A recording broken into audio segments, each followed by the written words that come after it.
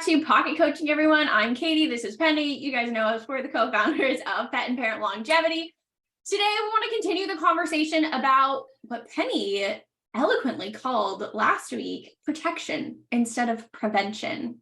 I love that. Tell us more about protection when it comes to our cats, our dogs. How can we protect them starting at a younger age? Well, it's okay. Whenever we adopt a pet, right, whether they're a kitten or a puppy or whether they're older, we start doing what we think is right. We start doing all the things that we've done if we've had a previous pet.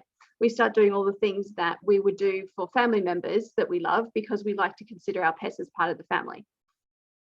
The problem is that the vast majority of that stuff, unless you've already gone through the process of becoming a 2.0 pet parent and understanding what else you can do, is going to lead to a pathway of disease, because it just does.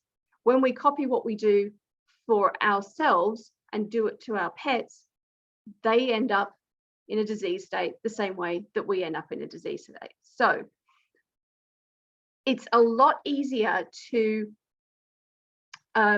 protect your pet fully from that destiny, that pathway, the earlier you start. Okay, so if you've got a puppy or a kitten or a young animal, starting straight away is going to mean that you really can have that effect of doubling their lifespan. And I say that with all seriousness because the average age of a dog dying in the UK is 10.4 years, right? It's shocking. Now that's average, so that doesn't mean that once they turn 10 you've got to say goodbye, but but that also means that a lot of dogs are dying younger than 10. Younger, right? So usually it's the bigger dogs, they're going around about 7 or 8. Like, this is horrendous, right? Your dog should be able to live to, even a big dog should be able to live to 20. This is the point that you possibly don't even know, because nobody talks about that, right? And the only reason I knew about it was because I started digging and finding out. So the canid family, right, the dog family on the zoological family tree, right, is more than just our domestic dog. We know there's wolves, coyotes, dogs, painted bull, like there's a whole bunch of them, right? So I started looking, how long do they live for, right? And you can see that a canid of a similar size and a wolf, they live a lot longer than 10.4 years. Okay, so unless you've gone and dug into that, you probably don't know that, because nobody, Google, the number of people who Google the dog lifespan, it's a huge search engine question, right? But the answers that people are being given on that is a dog should live somewhere between 12 and 15 years. Now, so Google's wrong, right? Google is taking its information from what is now perceived to be normal rather than what is scientifically true.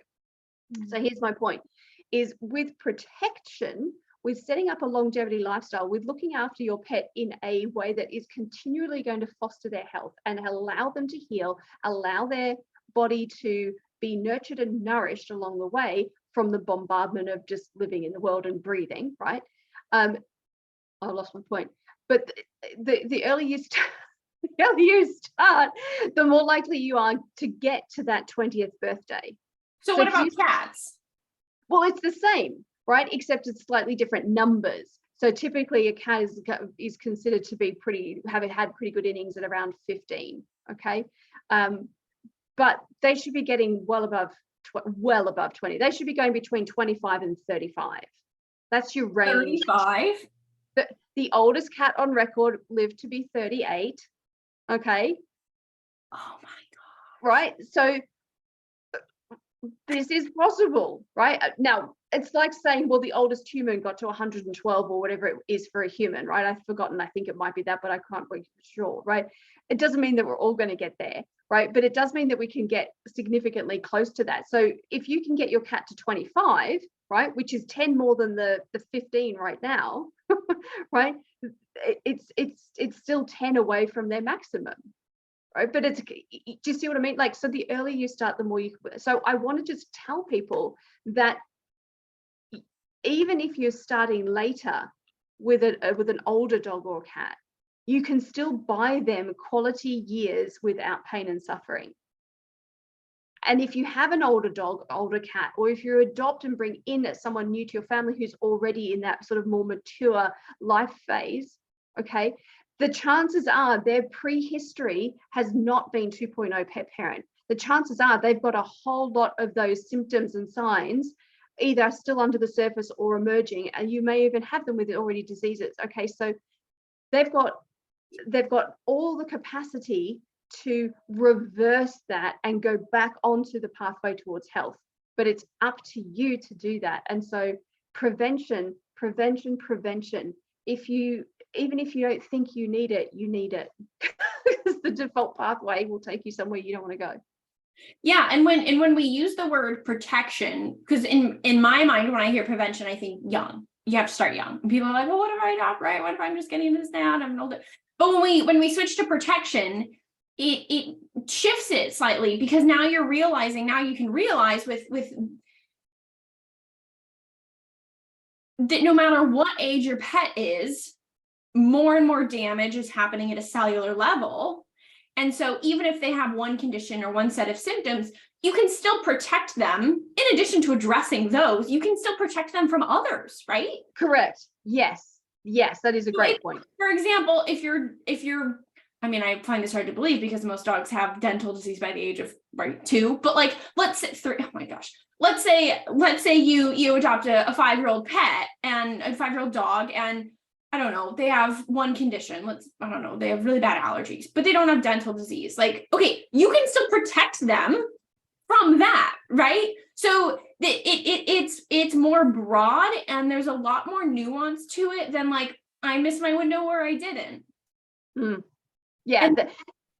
Go ahead. We can go the route of reversing certain conditions and symptoms, which we know we can, then we can protect from future recurrence related to that.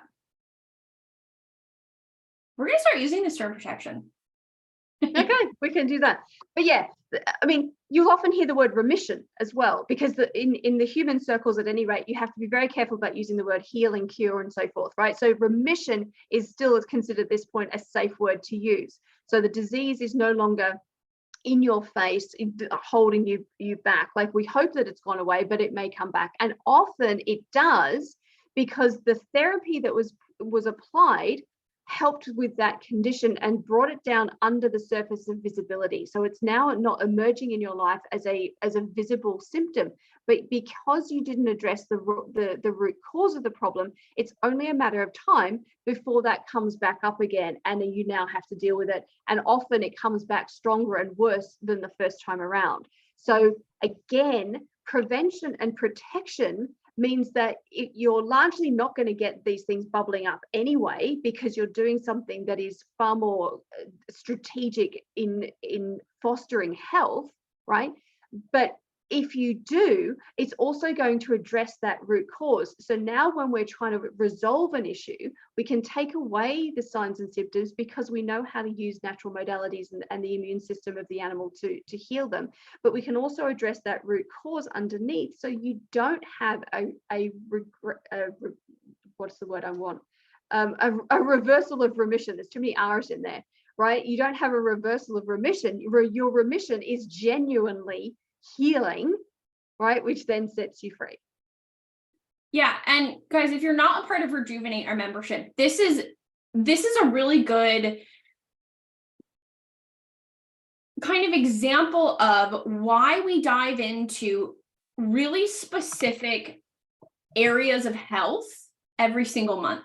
So for example, going back to my example of dental disease, we have a whole month that's focused on not only what you can do if your pet has dental disease already, but protection and prevention strategies so that we don't get there. So if you're thinking, well, these things aren't really relevant to me because my pet's not dealing with gut issues, or my pet's not dealing with dental disease, or not dealing with muscular imbalance, whatever it is, it's still relevant because that area of your pet's body still exists and damage is being done on a daily basis. So start now, and then have those tools in your toolkit going forward. Because like you said, it's easier when you start sooner rather than later. Trying to get periodontal disease reversed is a lot harder than just keeping it away to begin with. So start now. Don't wait to protect your pet. We will put the link to, if you're not a part of Rejuvenate and you want to learn more, we're going to put the link to our wait list. So we open up Rejuvenate a few times a year. And you can still go on, you can still learn more about what it is. And if you're interested and you want to hear about the next time it opens, put your name on the wait list and we will let you know. That's no obligation to join, of course, but it's just, we'll let you know first. That way you can get in while it's still open and get in on all these incredible resources that we've been sharing with you guys. So that's it for today. We will see you guys next week here on Pocket Coaching.